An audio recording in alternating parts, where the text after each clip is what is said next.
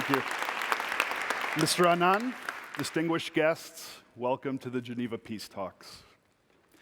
My journey began 22 years ago when I finally left the American neo-Nazi skinhead movement that I helped build from its earliest beginnings.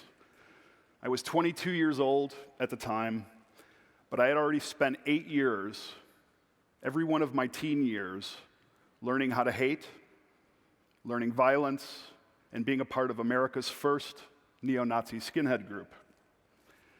But I'm getting a little bit ahead of myself, and I'd like to tell you the story of how I got there. I wasn't born into hate. In fact, I lived a relatively normal childhood. I had loving family constantly around me, and my parents are immigrants who went to the United States in the mid-1960s.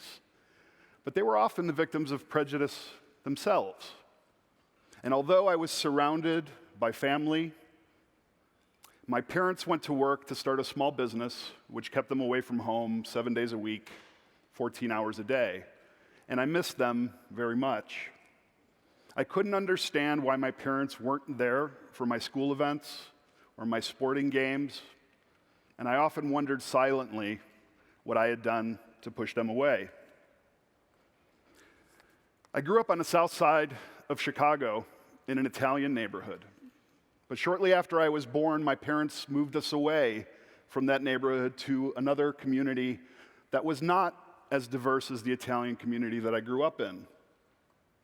And when I went to school, I wasn't accepted there. I was seen as a foreigner, and I was bullied relentlessly. And every day after school, someone would pick me up, usually not my parents, and would take me back to the Italian community where my grandparents lived. And the kids there, the children, also saw me as an outsider.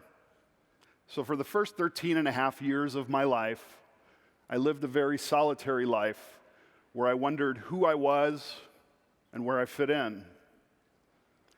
Until one day at 14 years old, I was standing in the street and I was smoking a marijuana joint, and a man came up to me.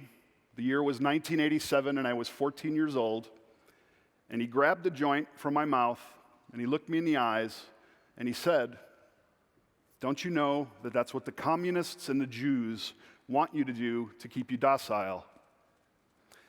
I was 14 years old. I didn't know what a communist was or what a Jew was, and to be honest, I didn't know what the word docile meant. It's true. I had to look it up actually before I came. But this man, who was twice my age, approached me, and he drew me in.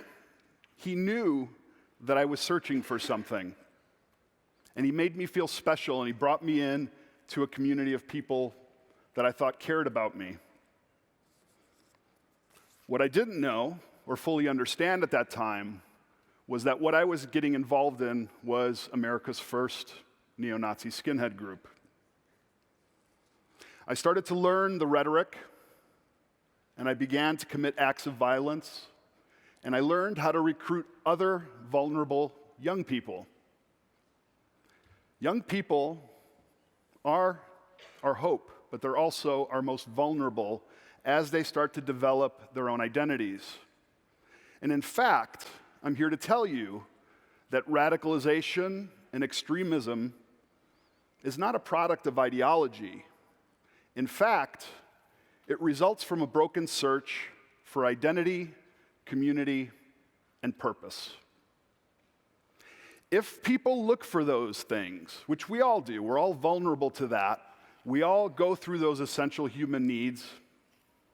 If we stumble, and if we fall into what I call potholes on our journey for that search, and those potholes can be trauma, abuse, addiction, extreme poverty, chronic unemployment, mental health issues, or even extreme privilege, we become disconnected when we try to find our place in the world.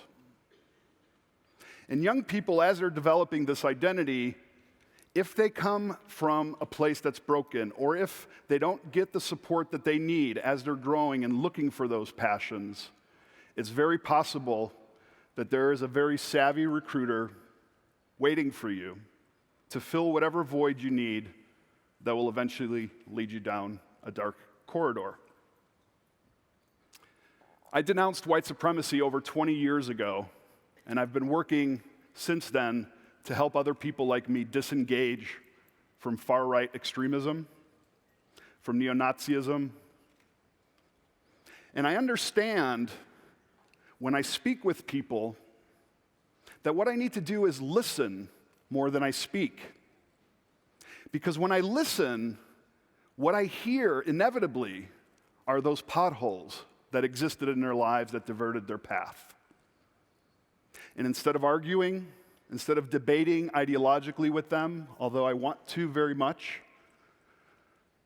what I do is I start to fill in the potholes. I will provide job services or career counseling or mental health support or tattoo removal for these people. Because what I know, having been involved myself, is that while they may do monstrous things, the people who do them are not monsters.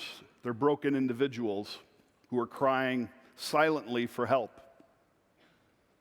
So when I work with them, I listen for their brokenness, and I try to fix it.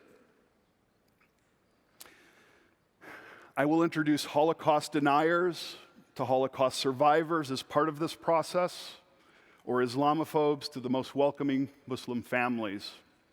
And what I try to do is dismantle the demonizing that happens in their head of people that most times they've never met.